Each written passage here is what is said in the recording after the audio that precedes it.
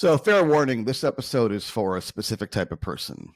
And if it's not you, feel free to skip ahead to the next one. But this is for folks who are currently caught between a rock and a hard place.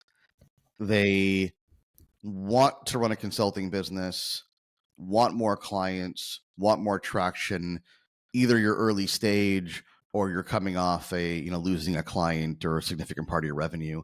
And now you're debating between two paths. Do I build the consulting business or do I get a job?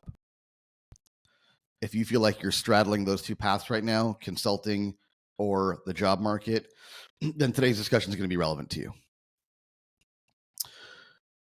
Here's what I find the challenges for a lot of people. They would love to consult. I mean, most people we talk to are very much bought into the idea of consulting and the promise of consulting and the benefits of consulting, whether that's because of the balance or the freedom or the flexibility or the income and just the overall agency that comes with running your own independent consulting business, as opposed to obviously employment. However, when things get kind of dicey, right, cash flow wise, that often comes down to, what's going to get me income first? Is the job going to get me a paycheck first and money in the bank?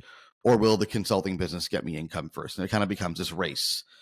But it's a challenging race because if you're not really quite sure what's going to get you there first, you don't know where to optimize, you don't know where to focus, and you end up feeling very scattered and probably not effective at either pursuit. So where do we start here, Carrie? What's our best advice to these people? Such a broad question because, there's the advice around which path to take, and there's the advice around how to go about it, right? And I think what is at the base of all this is a belief about the job market and a belief about consulting that a lot of people bring into this exercise, right, into this questioning. And it's often, I think today, a very outdated belief, right? The notion that consulting is going to be difficult and consulting, requires me to become a salesperson and consulting requires me to do a bunch of things that are different, and consulting is going to be all over the place and up and down, and it's, not dependable. And the other path is, I can just get a job, right? I can get a job. It's going to be steady and stable and reliable. And I can just have that as my backup plan because it'll be easy, no problem. And I think what we know today is it's not easy and it is a problem. I mean, people are struggling, people who want to be employed, people who aren't even in the middle of this questioning exercise, right? People who truly, truly want to have a job are struggling to get there. And so, I think at the beginning, there's an entire thought shift in thinking that needs to happen when you're comparing the two. So I think let's start there. Yeah. And I think it's hard emotionally to make that shift unless something's happened to you. Like I get that. Unless you've been laid off, which is probably true for a lot of the people we're talking about, to be candid, then if you've otherwise had a pretty good career, 15, 20, 30 years of stable employment, then I understand why in your mind employment feels stable emotionally. But you got to read the writing on the wall, right? There's the data, there's your personal experience. I mean, I was talking to somebody, I think yesterday or maybe 2 days ago, who, in his words, he's applying for roles that he should be an absolute shoo-in for. Like he's, more than qualified for. They're right up his alley, and probably in a different job market, he would have had the first one available. But now it's not only is not getting the jobs, it's no response, no interview, like absolute crickets. Likely because that role is being flooded with applications that are just as good as his, maybe even better, right? And so, as much as we talk about how consulting has gotten very competitive, and it has, the job market's gotten very competitive because you've got a lot more candidates out there now, supply and demand, obviously, applying for the same jobs. Many of them have more credentials than you, probably overqualified for the roles, but are willing to take it because there's nothing else out there. So I completely agree. I think it's easier said than done, right? Like folks need to, in the new economy, and hopefully we recover from this, obviously, right? But in the current economy, folks need to rewire how they think about safety and employment. Mhm. Uh, Even if you get a job now, which is hard to come by, how secure is that job? How long are you going to last? 6 months, 12 months, 18 months, company takes a turn. So, getting in is one thing, but staying there is a whole other thing. And I think we definitely need to critically question how stable employment is these days. Mhm. Yes, and I think it's also worth for everybody thinking about really what's important to you, right? There's the notion of stability. There's also the notion of, you know, upside, right? How much you can make. And there's the notion of control. And what we know today is that, you know, you probably have more control when you're doing your own thing than you do when you're trying to get a job. And what I think is really dangerous is having a foot in both camps and potentially not doing either one very well. And so it's also important, I think, to be honest with yourself and, just be clear about how hard you're going at either of these opportunities, because both of them take effort, right? Both of them are a full-time job. Starting a consultancy or keeping a consultancy uh, afloat and profitable, and getting a job. These are both things that take up a considerable amount of brain space and a considerable amount of time. And so, like, getting clear on what it is that you really want is going to have you be the most effective, right? It's going to have you have the best chance of success, regardless of which path you choose. And I think right now what we have is a lot of people who are sort of hedging their bets, and understandably so, right? Like, you want the thing that's going to get you income. You want the thing that is going to get you out of this, this space that you're in right now. But being kind of half-assed in either place is not going to get you where you want to go either. I think it's worth reflecting on too on the nature of the ask on both fronts. Like, understand that when you're getting a job, let's say you can command a $200,000 salary, for example. When you're getting a job, you are asking for $200,000 per year. You are taking up plus benefits and whatever, right? You are taking up a permanent seat on that team in that organization. You are embedding yourself in the organization. It is a major commitment that the organization is making to you, both in terms of financial commitment and in terms of just committing to you being on the team, being part of the team, integrating you into their operations, into their culture. It's a big ask. Consulting, on the other hand, not a small ask, but maybe you're asking for 30, 40, $50,000 in our example. You're not embedding yourself in the organization. You're coming in, doing a job, and getting out. You're independent. They don't need to keep you around. You deliver on a project and you leave. And so in many respects, it's a much lighter ask. And so I bring that up because I think folks build this up in their mind like, oh, winning a consulting deal is so hard. So hard. But when you actually look at what the ask is on the table, it's less money, it's less commitment. They're not, committing to integrating you into their organization for the long term. You're still dispendable to a certain extent, versus employment is a much higher commitment. So I think my contention here is, if you can get a job, you can win a consulting client. Now, the skills are different, sure, but you still need skills to get a job. There's resumes, interviewing, networking, persuasion, like all that's happening in an employment context.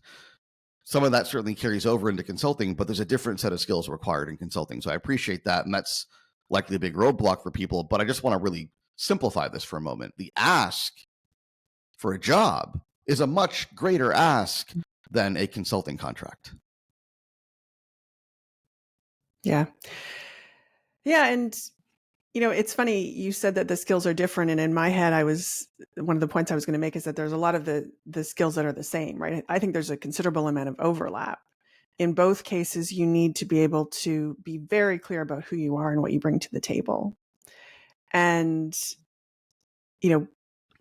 doing that in the context of gaining consulting deals doesn't preclude you from getting a job if that's where you end up going. It actually is going to probably make that easier for you, right? Because in both cases, what you're doing is selling yourself to somebody for a particular purpose, right? You are putting yourself out there in a way that is, clear and concise and very specific. And so I would argue, excuse me. So I would argue that, getting that clarity about who you are and what you do and what you can deliver matters regardless.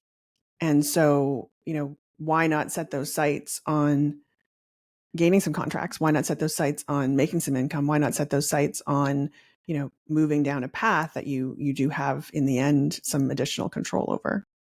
Well, it's funny. Here's a really common phenomenon that we see in our client group. Right, client gets dialed in on their positioning, their target market, the problem that they solve, their offer, their messaging. They Yeah. get more active on LinkedIn. They're publishing. They have a profile. They're engaging people. They're networking. And lo and behold, they come to the table and go, so and so offered me a job. Mm-hmm. What do I do? Right. And the question's often, can I pivot this into a consulting opportunity? So on and so forth. I mean, they're rarely at that stage once they're getting traction, interested in getting a job, but it's really common. Why is that? Now, think about that from the employer's perspective. Why is that? Because guess who I want to hire? I want to hire the person that doesn't need a job. I want to hire the visible expert that's showing up saying smart things about the business problems I'm facing and doesn't apparently need me. Mm-hmm. That's who I'm interested in hiring, not frankly, one of the 100 resumes that are cold that I received. Understand that, your resume, people get all squirmish, whatever the word is, about cold outreach, right? Well, I don't want to be a spammer. What's a resume? The most boring spam ever invented. Cold outreach. Not spam because they're asking for it, I guess, right? But it's cold. They don't know who you are. So if you're applying for jobs, you're already doing cold outreach. Now, there's a better way to do it, right? So, and I think your point is sound, is the steps required to engage consulting clients and the work required can very easily be translated into job opportunities if you wanted to go there. I mean, frankly, the hope is certainly for our clients that you don't need to go there because the consulting work is picking up and there's enough opportunity there.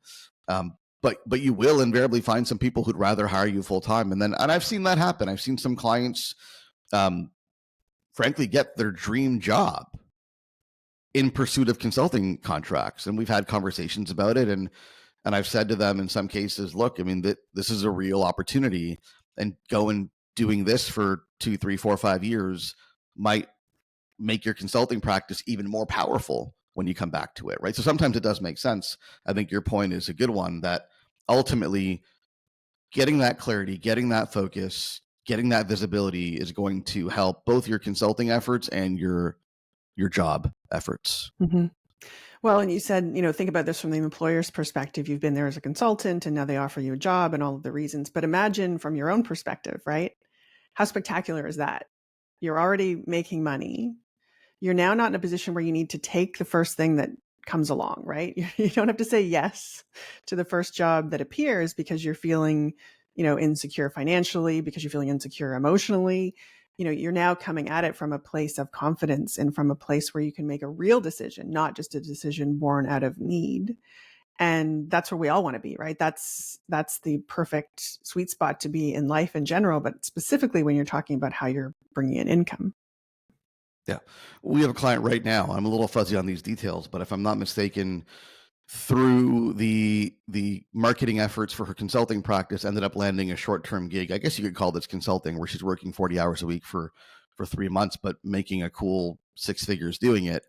It's not her ideal. It's not where she wants to land. It's not her perfect client or perfect engagement, but it was born out of the efforts of pursuing consulting business, and is a nice paycheck that's going to hold her over for a little bit longer so she can pursue the business that she wants. It happens all the time. Yeah. Yeah. So, I mean, what are we saying? I think what we're saying is you want to find the most direct line of course, right, to solving the problem that you have, which is lack of income or not enough income. That it's not necessarily about making an immediate decision, but doing the work to get your consultancy started in whatever fashion that is going to put you in a better place overall, right? It's going to put you in a better place financially. It's going to put you in a better place when it comes to having those conversations about, working with or for somebody in whatever form that takes, right? Whether that ends up being a paycheck, or more likely, as you kind of move down this path, whether that ends up doing it under your own terms. And whether you take a job or not, acquiring the skills to build a consulting practice, to acquire clients, to go out and do customer research and do marketing and make offers and handle objections and all the stuff that you have to do as part of the business of consulting, acquiring all those skills is your ultimate insurance policy. It's your ultimate backup plan, even if you get a job, because how long are you going to be there for? What happens in 6, 12, 18 months? What does the market look like at that stage? I would say that if you have any interest in consulting, whether you have prior experience or you just like the idea of being a consultant, it is worth your time, energy, and effort to acquire the skills of running a consulting business and acquiring clients, either for immediate use or for later use when you need it.